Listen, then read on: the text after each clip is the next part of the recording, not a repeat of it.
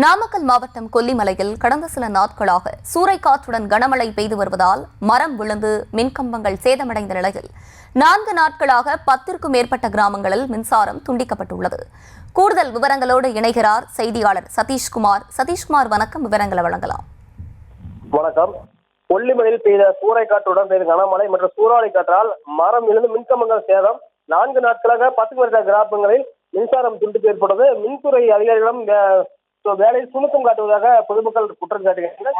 நாமக்கல் மாவட்டம் கொல்லிமலை பகுதியில் கடந்த சில தினங்களாக பெய்த சூறைக்காற்று பெய்த கனமழையால் நம்மருவி, மாசில அருவி, கங்கை, ஆகாய கங்கை நீர்வீழ்ச்சி நீர்வரத்து தற்போது அதிகமாக காணப்படுகிறது.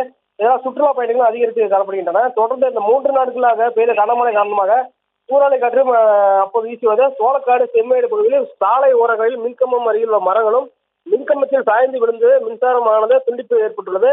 இதனால் சோளக்காடு, செம்மேடு, கரையங்காடு, கடங்காதுப்பட்டி, குச்சிகிராப்பட்டி பகுதியில் 100க்கும் மேற்பட்ட குடும்பங்கள் வசித்து வருகின்றன. அதில் மின்சாரம் இல்லாமலும் குடிநீர் இல்லாமலும் பெரும் சிரமத்திற்கு ஆளாகியுள்ளன என அப்பகுதி மக்கள் குற்றம் சாட்டுகின்றனர். தொடர்ந்து இதுவரை பஞ்சாயத்திலிருந்து எந்த ஒரு நடவடிக்கையும் எடுக்கவில்லை என்றும் தங்களுக்கு குடிக்க குடிநீராவது வேண்டும் என தெரிவிக்கின்றனர். மின்சாரத்துறையினர் ஆங்காங்கே விழுந்த மின்கம்பி மற்றும் மின்கம்பிகளை எடுத்து அப்புறப்படுத்தி வரும் நிலையில் துறை ஆட்கள் குறைவாக இருப்பதால் மின்கம்பம் வேலையில் ஈடுபட நாட்கள் ஆகிறது என ஊழியர்கள் தெரிவித்ததாக பொதுமக்கள் குற்றம் சாட்டுகின்றனர். குறிப்பாக மழை பெய்வதால் இரவு நேரங்கள் விஷப்பூச்சிகள் குடியிருப்பு பகுதியில் வந்துவிடும் என அச்சத்தில் இருப்பதாகவும் கூறுகின்றனர். மின்சாரத்துறை அதிகாரிகள் பணியை துரிதப்படுத்தி மின்கம்பத்தில் உள்ள மின்கம்பிகளை சரி செய்து உடனடி நடவடிக்கை மேற்கொண்டும் என அப்பகுதி மக்கள் தெரிவிக்கின்றனர். விவரங்களை வழங்கியமைக்கு நன்றி சதீஷ்குமார்.